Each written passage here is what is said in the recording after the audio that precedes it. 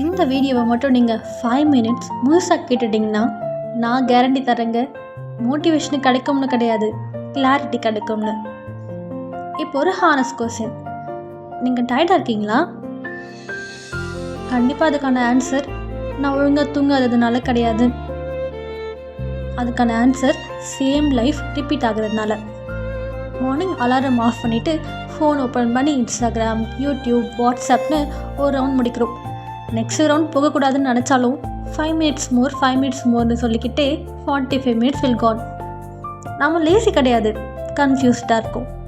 Dreams இருக்குது, direction தான் இல்லை. கம்பேரிசன் அதிகம், செல்ஃப் ட்ரஸ்ட் தான் கம்மியாக இருக்குது. இதெல்லாம் நம்மளை நாமே ஜட்ஜ் பண்ணுறதுக்காக நான் சொல்லலை. ஒரு ட்ரூத் சொல்லட்டா, மோட்டிவேஷன் வீடியோக்கள் என்றைக்குமே லைஃப்பை சேஞ்ச் பண்ணாது.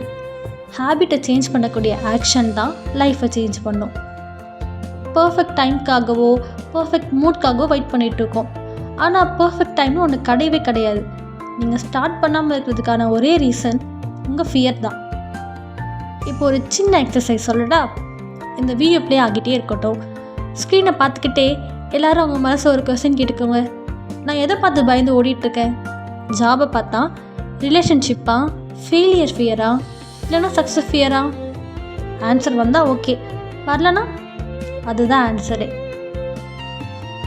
லைஃப் சடனாக சேஞ்ச் ஆகணும்னு எக்ஸ்பெக்டேஷன் வைக்காதீங்க. லைஃப் சேஞ்ச் ஆகிறதுக்கு ஒரு சின்ன மிராக்கள், சின்ன சேஞ்சஸே போதும். இன்றைக்கி ஒரு ராங் ஹேபிட்டை அவாய்ட் பண்ணுங்கள்.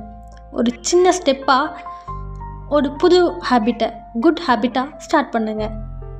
Nobody coming to save you. Asha இருக்கலாம், ஆனால் அதுதான் ஹானஸ்ட்.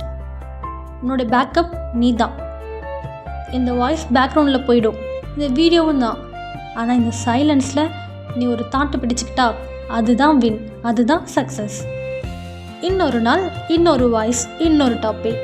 இப்போது பாஸ்.